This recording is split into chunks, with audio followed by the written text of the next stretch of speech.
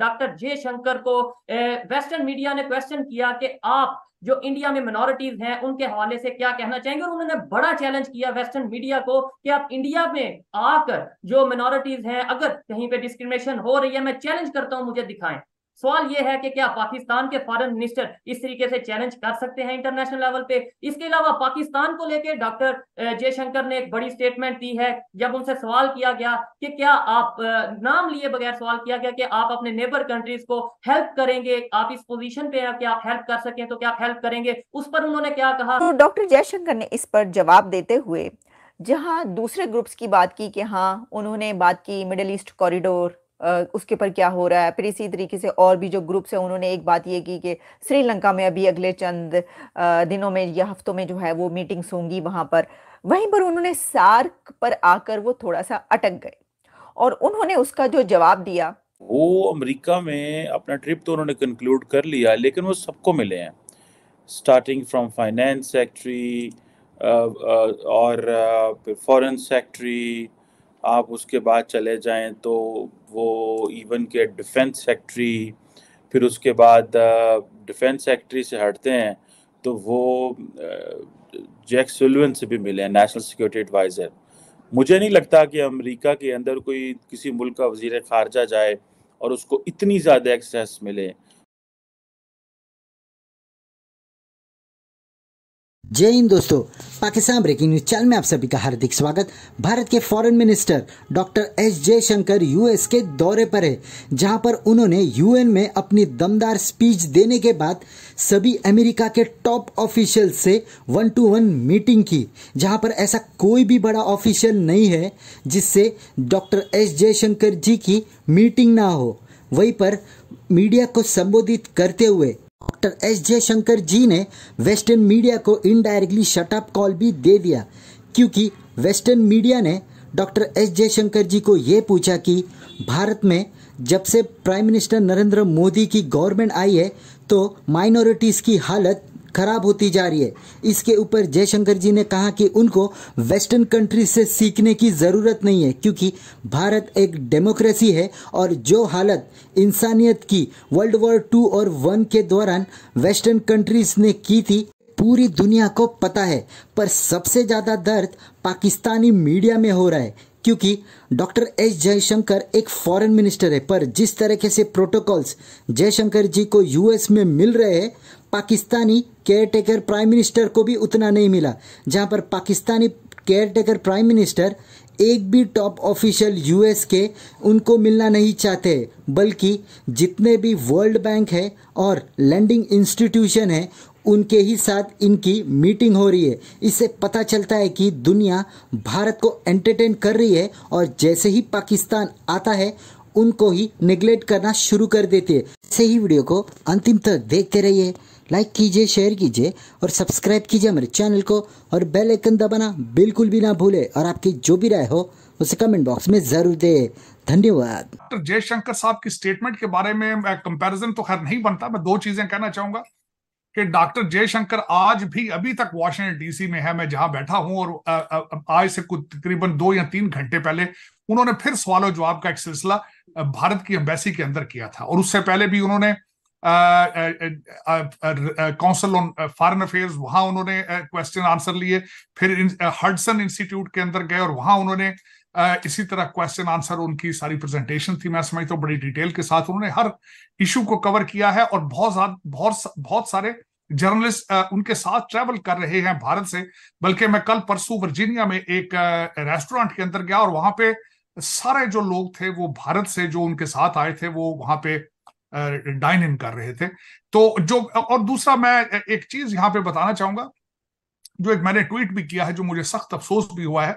आप कंपैरिजन की बात कर रहे हैं, सबसे पहले हमारी जो इस वक्त यूनाइटेड नेशंस के अंदर हमारे जनरल असेंबली के अंदर हमारे प्राइम मिनिस्टर साहब आए, क्या उनका कोई अखलाकी जवाब बनता था वहां आने का? सबसे पहले तो वो ही नहीं बनता था। वो इस तरीके से, क्योंकि वो केयर टेकर प्राइम मिनिस्टर है और उनका सिर्फ और सिर्फ ऑब्जेक्टिव ये है कि 90 डेज के अंदर फेयर और स्पीडी इलेक्शन कराए। तो यूनाइटेड नेशन के अंदर उनका तो बनता ही नहीं था, क्योंकि उनके पास मैंडेट ही मौजूद नहीं है, is not elected. Jake Sullivan से भी मिले हैं, नेशनल सिक्योरिटी एडवाइज़र। मुझे नहीं लगता कि अमेरिका के अंदर कोई किसी मुल्क का वजीर खारजा जाए और उसको इतनी ज़्यादा एक्सेस मिले, और इसकी क्या वजह है? Let's talk on that. Basically doctor Jaishankar ने जो वहाँ पे कम्युनिटी से खिताब किया वो थोड़ा इंटरेस्टिंग था मेरे लिए। लेकिन साथ ही साथ मैं आपको बताता चलूँ कि आई वाज रीडिंग कि अमेरिका के अंदर लार्जेस्ट हिंदू टेम्पल बन रहा है, और ये एक बहुत बड़ी बात है। कहा जा रहा है कि 12 साल की प्लानिंग एंड कंस्ट्रक्शन लगी है इस हिंदू टेम्पल पे, और कहा जा रहा है कि ये आउटसाइड इंडिया ज़ाहिर बात है ये सबसे बड़ा टेम्पल है, और ये अक्टूबर में यानी कि इसी महीने जो महीना शुरू हो चुका है ये खुलेगा। अब कहा जाता है कि बहुत बड़े बड़े टेम्पल हैं, लेकिन अमेरिका के अंदर इतना बड़ा temple banana, what is the point of that? सुनने में ये आ रहा है कि ये this is a land of 183 एकड़, 183 एकड़। और कहा जा रहा है कि इस वक्त जो हिंदू कम्युनिटी है अमेरिका के अंदर, वो ये समझती है कि ये हमारी बहुत बड़ी कामयाबी है और बड़ा डियास्पोरा की कामयाबी है। तो डॉक्टर जयशंकर ने इस पर जवाब देते हुए जहां दूसरे ग्रुप्स की बात की कि हाँ उन्होंने बात की मिडिल ईस्ट कॉरिडोर, उसके ऊपर क्या हो रहा है, फिर इसी तरीके से और भी जो ग्रुप्स हैं उन्होंने एक बात ये की कि श्रीलंका में अभी अगले चंद दिनों में या हफ्तों में जो है वो मीटिंग्स होंगी वहां पर।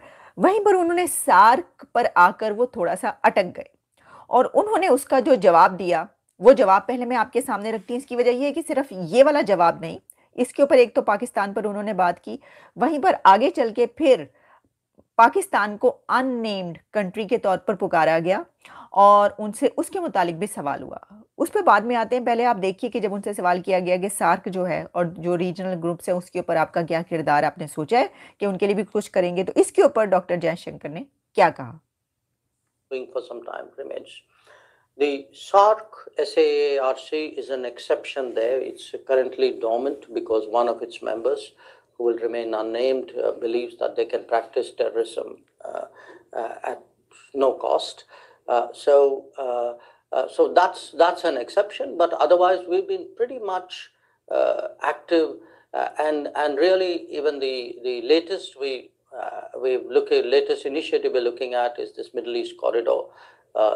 Which has India at one end and Europe at the other. तो वही बात हुई है वहां पे। वो ना सिर्फ वो यूनाइटेड नेशन जनरल असेंबली में आए, बल्कि एक और इस वक्त रूमर्स हैं, सारी बातें उड़ रही हैं कि वो अपने बच्चों को लेकर पहले तो फ्रांस गए, वहां एफिल टावर के ऊपर गए, वहां उन्होंने वहां डिनर किया, और उसका बिल भी सुना है, मेरी कंफर्म खबर नहीं है, कि पाकिस्तान एम्बेसी ने दिया। फिर लंदन गए, वहां से कोशिश करते रहे किसी को मिलने की, किसी ने मुलाकात का टाइम दिया। फिर सऊदी अरेबिया चले गए, 12 दिन का 15 दिन का दौरा था उनका, सिर्फ यूनाइटेड नेशन जनरल असेंबली के अंदर खिताब करने का। और मैं नहीं समझता कि उससे पाकिस्तान को कुछ फायदा हुआ है, नंबर 1। दूसरी, आप जो बात कर रहे हैं माइनॉरिटीज के हवाले से, हालात माइनॉरिटी आपने देखा है, चर्चों को जिस तरीके से जलाया गया, सिंध के अंदर जो हिंदुओं के हालात हैं, हिंदू बरादरी सिख बरादरी के जो हालात हैं उनको छोड़ें, जो मुसलमान पाकिस्तान में उनके जो हालात हैं, पिछले दिनों एक दिन में 3 ब्लास्ट हुए। ऐसे ही है सर। तो आप कह रहे हैं कि वो चैलेंज करें कि माइनॉरिटीज की हालात आके देखें? मेरे ख्याल में तो चैलेंज वो ये भी नहीं कर सकते कि पाकिस्तानियों के क्या हालात हैं पाकिस्तान में, अगर देखा जाए तो उसमें जो सब जो मैं समझता हूं इस वक्त पाकिस्तान को पाकिस्तानियों ने बचाना है। इस वक्त आपकी जो रूलिंग एलीट है वो सारी they are not based in Pakistan, वो सारे बाहर से आते हैं, बाहर चले जाते हैं फौरन। आज भी आपके किस्मतों के फैसले दुबई और लंदन में होते हैं, जो अफसोस के साथ